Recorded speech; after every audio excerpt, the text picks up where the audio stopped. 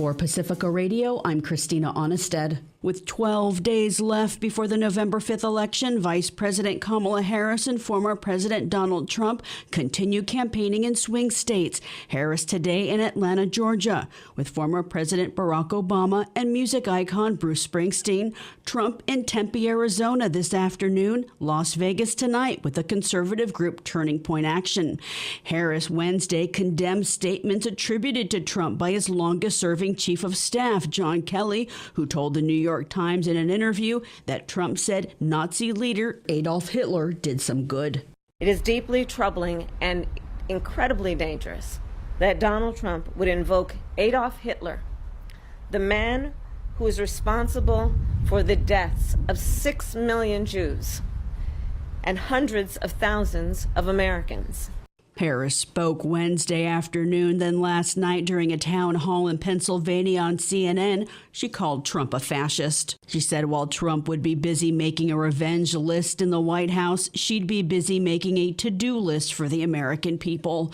Trump campaigned in Georgia last night at a Christian event where he reiterated rhetoric against immigrants, attacking the Biden administration's border policy. The biggest problem to me is the border, where they allow murderers into our country, they allow prisoners into our country, they empty out their prisons from all over the world. And to me, it's the biggest problem that we have. I think it's the number one thing. The Department of Justice has sent a letter warning Trump supporter, billionaire Elon Musk's, that is $1 million giveaway to voters who sign on to a super PAC's constitutional pledge may violate federal election laws against paying voters. The move comes after former Republican officials, including an aide to former Vice President Mike Pence, called for an investigation. Edwin Vieira has more. David Becker with the Center for Election Innovation and Research says it's a federal crime to pay for registering or voting. This is clearly designed to inspire registration. It was even done in such a way as to coincide with the Pennsylvania voter registration deadline, for instance. And clearly it's designed to only affect political outcomes in 7 states. I'm Edwin J. Vieira for Pacifica Network and Public News Service. Mariel Garza, editorial editor at the Los Angeles Times, resigned in protest over the paper's decision to cancel a presidential endorsement at the behest of its owner Wednesday.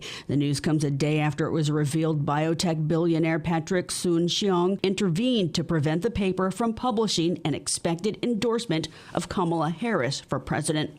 U.S. Secretary of State Antony Blinken's in the Middle East. Today he announced a humanitarian aid package to Palestinians, citing a letter demanding Israel allow aid into Gaza. Today we're announcing an additional $135 million in humanitarian assistance, water, sanitation, maternal health for Palestinians in Gaza, in the West Bank, as well as in the region.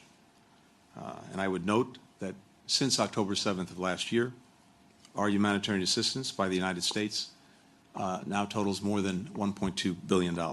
He says U.S. aid to Palestinians has topped $1 billion. He said that with the death of Yahya Sinwar, who's believed to be the mastermind of Hamas's October 7th massacre in Israel, it's time to renew ceasefire negotiations.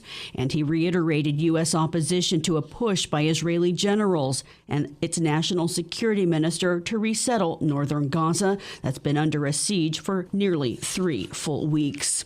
In Gaza, Palestinian medical officials say an Israeli strike on a school where displaced Palestinians were sheltering in the central Gaza Strip killed at least 17 people, including 7 children as young as 11 months old and 3 women.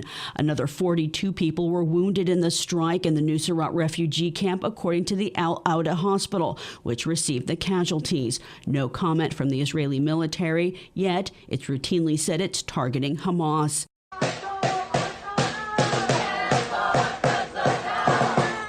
Today is an International Day of Action to stop Israel's war in Gaza. In the U.S., Europe, and Canada, activists are targeting shipping giant Maersk, which they say is transporting weapons and munitions to Israel being used in the genocide against Palestinian people. Protesters gathered at Maersk's office in New Jersey this morning. Other actions are planned today in Los Angeles, the Bay Area, Boston, Italy, Britain.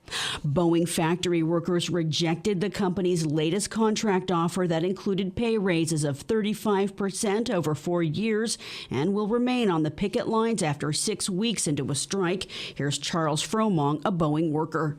They get their pension, don't they? CEOs get $100 million worth of stock options when they retire. It's costing them billions a month. It's costing me thousands. How do you like it? You've been costing me thousands for 10 years.